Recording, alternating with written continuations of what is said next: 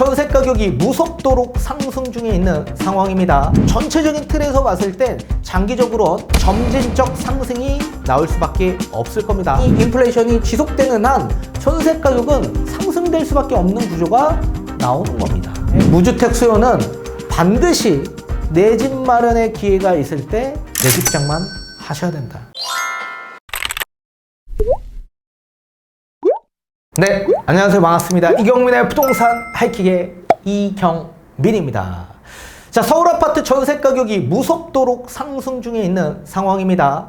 국민평형이라고 할 수 있는 84타입 기준에서 지금 서울 아파트 전세 보증금 6억 원이 초과되는 아파트의 비중이 절반이 넘어간 상황입니다.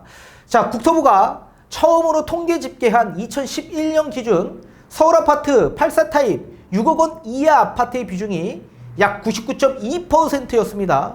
대부분이 6억 원 이하 아파트였는데 13년 만인 2024년 기준에서 봤을 때 약 48.9%로 엄청나게 급감했다. 이렇게 6억 원 이하 아파트 이제 전세 찾아보기가 너무나도 어려운 상황이고 이게 5구 타입 기준으로 넘어갈 가능성이 매우 커지게 될 겁니다. 자, 그렇다면 앞으로 전세 가격은 어떻게 될까요? 저는 전세 가격이 점진적으로 지속적 상승이 나올 수 있다. 이렇게 꾸준히 말씀을 해드리고 있습니다. 다만 입주 물량이 많이 공급되는 지역일 때는 당연히 입주장 때문에 전세 가격이 약세를 보이는 경우가 있을 수 있겠지만 전체적인 틀에서 봤을 땐 장기적으로는 점진적 상승이 나올 수밖에 없을 겁니다. 그 이유에 대해서 뒤에 판소를 통해 알려드리도록 하겠습니다. 자, 올해 1월에서 4월 서울 전용 84 타입 아파트 전세 계약 절반 이상은 보증금이 6억 원을 넘어간 것으로 나타났습니다. 전세값이 오르면서 6억 원 미만 국민평형 전세 거래가 점차 줄어들고 있는 상황입니다. 자, 부동산 정보 제공업체 경제만렙은 국토부 실거래가 공개 시스템을 살펴본 결과 올해 1월에서 4월 서울 전용 84 타입 아파트 전세 계약의 51.1%는 전세 가격이 6억 원을 넘었다라고 밝혔습니다. 자, 이 기간 전세 거래량은 1만 448건으로 전세 가격이 6억 원 미만인 경우에는 48.9%인 약 7,088건에 그쳤습니다. 이는 국토부가 관련 통계를 시작한 2011년 이후 가장 낮은 비중을 차지한 시기입니다. 자, 2011년에서 2024년 서울 전용 84 타입 아파트 전세 금액대별 거래량 및 거래 비중을 한번 살펴보도록 하겠습니다. 자, 통계 집계한 2011년 기준 거래량은 14,282건이 나왔고 6억 원 이하 아파트의 비중은 99.2%였습니다. 거의 대부분이 그 당시에 6억 원 이하 아파트였다라고 보시면 좋을 것 같고, 자, 그런데 2022년 거래량뿐만 아니라 거래 비중도 51.8%로 굉장히 급감한 상황이었습니다. 그런데 2023년 기준 60.1%로 거래 비중이 늘어나기 시작했죠. 그 이유는 지금 집값뿐만 아니라 전세 가격도 급락했었기 때문에 그 당시에 6억 원이 초과된 전세의 아파트 가격이 6억 원 이하로 내려오면서 거래 비중이 이렇게 잠시 늘어난 것으로 보여집니다. 자, 그러다가 다시 전세 가격이 점진적으로 정상 가격으로 올라가면서 거래 비중이 다시 이렇게 48.9%로 급감한 상황입니다. 자, 서울 25개 자치구에서 전용 84 타입 기준 전세값 6억 원 미만 거래 비중이 가장 낮은 자치구는 강남구였습니다. 자, 그 이에 앞서 또 서초구, 중구, 광진구, 종로구, 성동구, 송파구, 마포구, 용산구, 동작구 순으로 조사가 되어 있는 상황입니다. 자, 전용 5구 타입 기준에서 마찬가지 전세 가격이 빠르게 오르고 있는 상황입니다. 자, 올해 상반기에서 1분기 전세 거래 6억 원 미만 거래량은 76.6%를 기록해서 역대 최저로 나타났습니다. 자, 이렇게 앞으로도 전세 가격이 점진적으로 상승될 수밖에 없는데 그 이유에 대해서 여러분들이 알기 쉽게끔 쉽게 풀어드리도록 하겠습니다. 자, 전세 가격이 지속적으로 상승될 수밖에 없는 이유에 대해서 하나하나 좀 쉽게 설명을 도와드리도록 하겠습니다. 자, 우선 첫 번째, 우리는 요 인플레이션 속에서 지속적으로 살고 있고 그렇게 성장해 오고 있는 과정 속에 있습니다. 자, 인플레이션이 되면 당연히 자산의 가격은 상승될 수밖에 없죠. 화폐 가치가 떨어지니. 자, 그런데 전세 가격은 그러면 상승이 될까요? 아니면 관계가 없는 걸까요? 인플레이션이 되면 전세 가격 또한 마찬가지 상승될 수밖에 없습니다. 자, 쉽게 한번 예시를 드려보도록 하겠습니다. 자, 우선적으로 무주택 입장에서 한번 바라봤을 때 은행에 1억 원을 예치하려고 합니다. 그래서 예금 통장에 금리를 3% 주는 통장에다가 예치를 했습니다. 그러면 1년 뒤에 내 자산의 가격은 1억 300이 되어 있겠죠. 그럼 당연히 이자 수익을 창출하기 위해선 무주택 수요층들은 은행 예금에다가 예치를 하게 될 겁니다. 그죠? 수익을 창출하기 위해서 하는 거죠. 자, 상품의 가격이 1억 원짜리가 있다라고 합니다. 1억 원. 그러면 예전에 1억 원 자금 갖고 이 상품 1억 원짜리 살 수 있고 1년 뒤에 1억 300이 되어 있으면 당연히 상품 1억 원짜리 사서 300만 원이 남아 있을 겁니다. 이러면 얼마나 좋겠습니까? 근데 물가가 4%가 한 해 평균 상승한 겁니다. 1년 전에 상품 1억 원짜리가 갑자기 1년 뒤에 1억 400만 원이 되어 있는 겁니다. 그러면 1년 전에 살 수 있는 자금이 갑자기 400만 원이 더 필요한데 내가 지금 예금 통장에 예치를 해도 300만 원의 이자 수익으로 100만 원이 모자른 겁니다. 살 수 있나요? 못 산다고요. 상품의 가치는 변화가 없는데 물가 상승 때문에 이렇게 가격이 상승돼 버린 겁니다.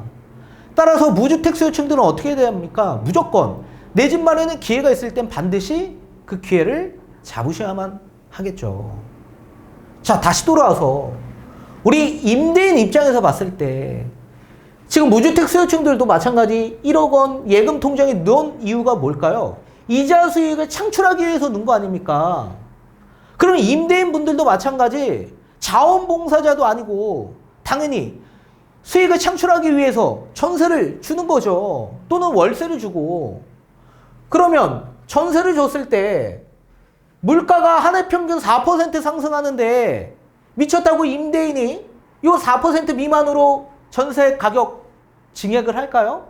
당연히 물가 상승 그 이상만큼 증액을 할 수밖에 없을 겁니다. 실질 이자 수익을 창출하기 위해서는 지금 우리 만약에 지금 이 형식으로 가게 되면 마이너스 100만 원이 생기게 되는 거죠.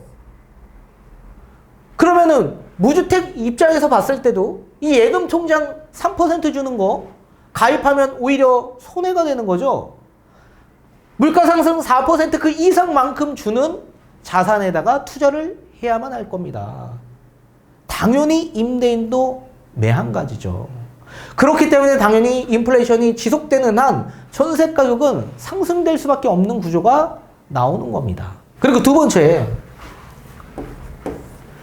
자, 경제 성장률. 우리나라 경제 성장률이 앞으로 어떻게 될까요? 높아질까요? 더 낮아질까요? 아니면 지금처럼 계속 낮게 유지가 될까요? 우리 경제 성장률에 따라서 금리는 연동되어 있습니다. 경제 성장률이 높은 나라들은 금리가 높을 수밖에 없고요. 성장률이 낮은 나라들은 당연히 금리를 낮출 수밖에 없습니다. 자, 앞으로 우리나라는 저성장 늪에 빠질 겁니다. 지금 우리나라 IMF가 보고한 경제 성장률을 봤을 때 1% 후반 정도 나옵니다. 그리고 아직도 우리나라는 이 무역의 최대 교역국인 중국과 연관이 많이 되어 있죠. 지금 미국 경제는 아직도 지금 호황을 누리고는 있지만 중국 경제를 봤을 때 굉장히 저성장에 빠져 있는 상황입니다. 지금 생산자 물가 상승률을 봤을 때 마이너스 2%대입니다. 마이너스 2%대. 이게 2022년부터 지속적으로 생산자 물가가 마이너스를 보이고 있다. 도매 물가가 마이너스인데 소비자 물가가 상승이 될까요? 지금 소비자 물가를 봤을 때도 마찬가지 마이너스입니다.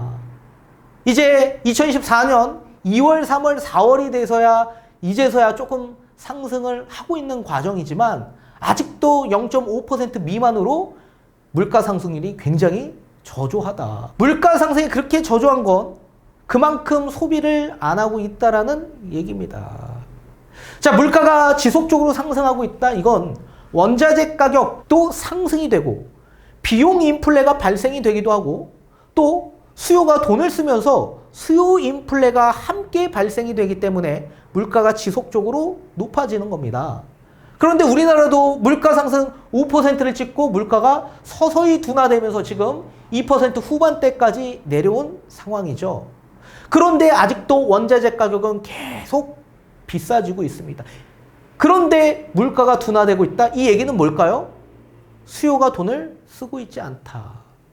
수요가 지속적으로 감소하고 있다라는 얘기입니다. 자, 이게 지금 중국에서 지속적으로 나오고 있는 현상이다. 그러면 우리나라의 최대 교역국인 중국이 지금 디플레 늪에 빠져 있는 상황인데 우리나라 경제 성장이 높아질 수 있을까요? 굉장히 어렵다는 얘기입니다. 그리고 지금 급격한 금리 인상이 아직도 경제에 반영이 안 되어 있는 상황이다.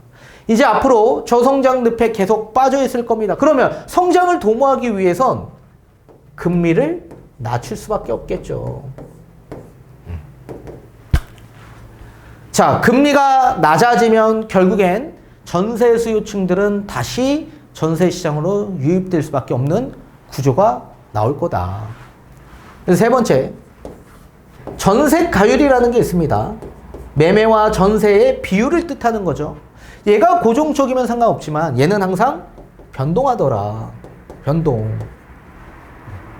자, 여러분들이 좀 착각하는 부분들이 있습니다. 전세 가격이 상승되면 무조건 매매 가격도 함께 상승된다. 이렇게 생각하시는 분들이 계시는데 절대 그렇지 않습니다. 무조건적으로 연동되지 않는다.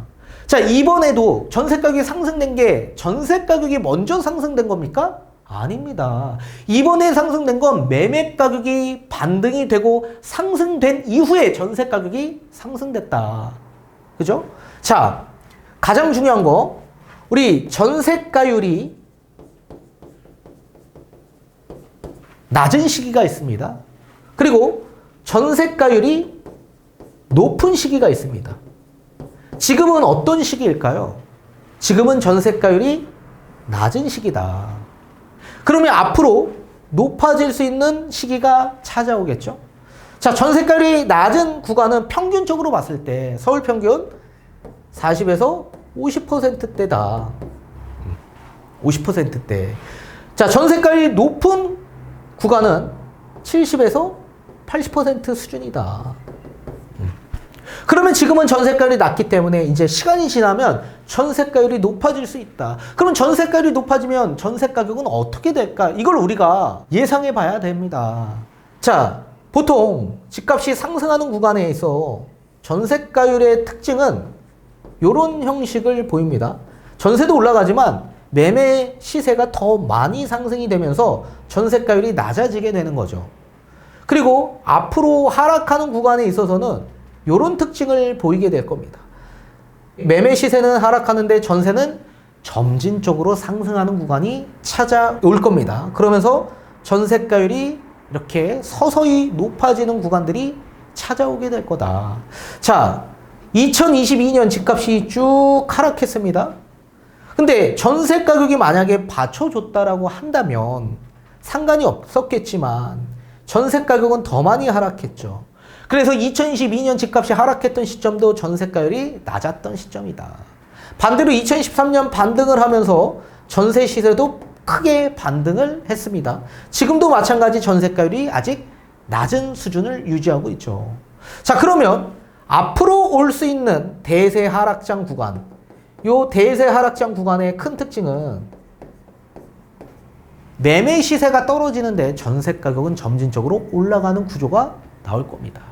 자, 지금의 하락과 대세 하락의 하락점은 다르다라고 말씀드렸죠. 지금은 금리의 변수, 외부의 요인으로 하락한 대외적 하락이고, 이제 향후 앞으로 올 수 있는 대세 하락은 내수 경기 악화, 그러면서 수요가 감소되고 공급이 과잉되면서 미분양이 적체되는 이런 사중고가 발생되는 시기가 대세 하락장 시기다라고 말씀해 드렸습니다. 그 시기가 도래되면 무주택 수요는 절대 집 사지 않습니다. 지금처럼 절대 매매하지 않는다. 그러면 그분들은 갈 수 있는 시장은 다시 임대차 시장으로 들어갈 수밖에 없고, 월세 아니면 전세, 이 두 시장 갖고 판단해야만 할 겁니다. 그런데 내수 경기가 악화되면 경기가 악화되고 또 소비 심리가 줄어들면서 결국엔 월세에 대한 부담이 훨씬 더 커질 수밖에 없는 시기일 겁니다. 그런데 앞으로 우리나라는 저성장 늪에 빠지면서 저금리 기조로 갈 수밖에 없는 구조가 나오게 되는 거죠. 전세 세입자 입장에서 무조건 볼 수 있는 건 금리 하나만 보고 들어오는 거다. 그래서 전세 수요가 앞으로도 더 증가될 수밖에 없는 요인이 발생될 수밖에 없다. 그리고 이 금리가 앞으로 저금리 기조로 간다라고 하더라도 갑자기 금리가 급락하는 게 아닙니다. 점진적으로 조금씩 떨어지면서 장기적으로 봤을 때 저금리로 가는 거다. 저금리로. 이건 모든 선진국 나라들이 다 동일할 겁니다. 따라서 이런 구간이 왔을 땐 전세 시세가 올라갈 수 있기 때문에 앞으로 향후에 대세 하락장 구간이 찾아온다면 전세 시세는 지속적으로 점진적으로 상승될 수밖에 없다. 자, 우리가 역대 우리나라 역사상 전세 가격이 폭락했던 시점은 딱 두 번이었습니다. 노태우 정권 때 그리고 이번 장에 전세 시장에 큰 교란이 일어났던 시점이 있었습니다. 우리 그 주택임대차보호법 가운데 전세 계약이 원래 1년이었습니다. 이걸 2년으로 증가했죠.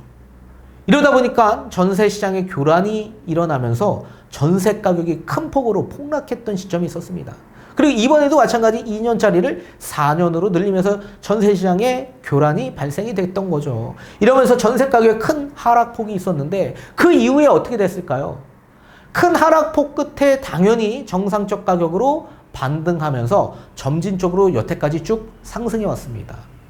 그러면서 당연히 입주 물량이 과공급되는 그런 지역과 그런 시장에 들어서는 시장에서는 잠시 조정을 볼 수 있습니다. 그렇지만 그 조정장은 짧다.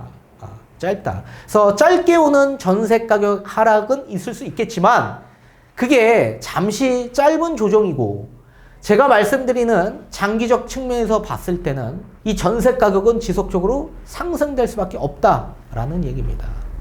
따라서 첫 번째, 인플레이션이 지속되는 한 임대인들은 전세 가격을 당연히 올릴 수밖에 없는 구조다.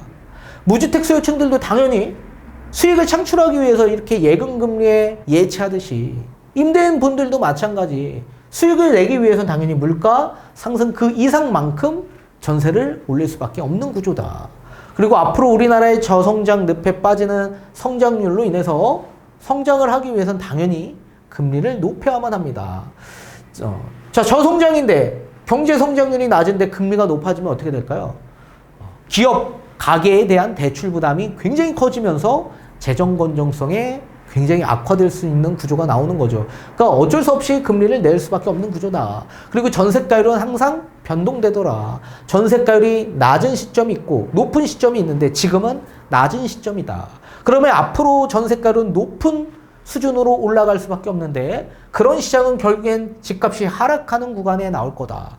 집값이 하락하면 무주택 수요는 내 집 마련 절대 하지 않는다. 월세와 전세 여기서 이제 선택을 해야 되는데 이제 대세 하락장, 대내적 요인이 생기는 시점은 내수 경기가 악화되는 시점이고 소비 심리가 위축되는 시점이기 때문에 월세로 가는 수요보다 전세로 들어오는 수요가 훨씬 더 많아질 수밖에 없을 거다. 그래서 전세 가격은 점진적으로 상승될 거다. 그렇기 때문에 무주택 수요는 반드시 내 집 마련의 기회가 있을 때 내 집장만 하셔야 된다.